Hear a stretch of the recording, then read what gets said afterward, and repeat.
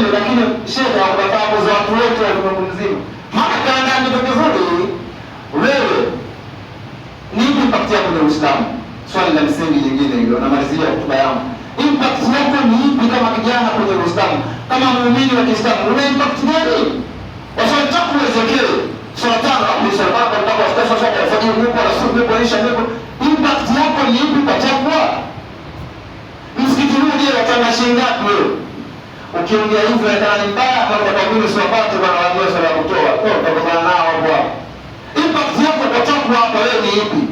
Alafu kiasi cha tumwa maana Waislamu wanataka kuchukua vice versa. Yaani leo nilisema siku moja watu sasa kama vile marefari. Refari kwenye mpira dakika 90 angalia jambo zuri angalia kibaya kujizini.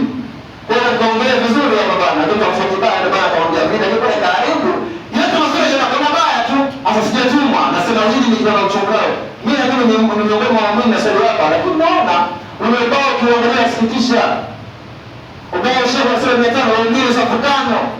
Kweli ni impact yako wewe kwa ajili ya takwa? Tuba liman aslaha nafsahu qabla Ramadhan.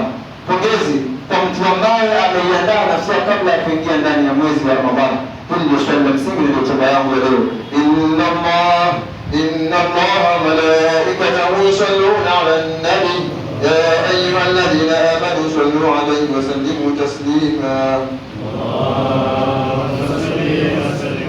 اللهم ببكر الصديق التقي وعمر الفاروق النقي وعثمان بن نورين الزكي وعلي الوفي الرضي.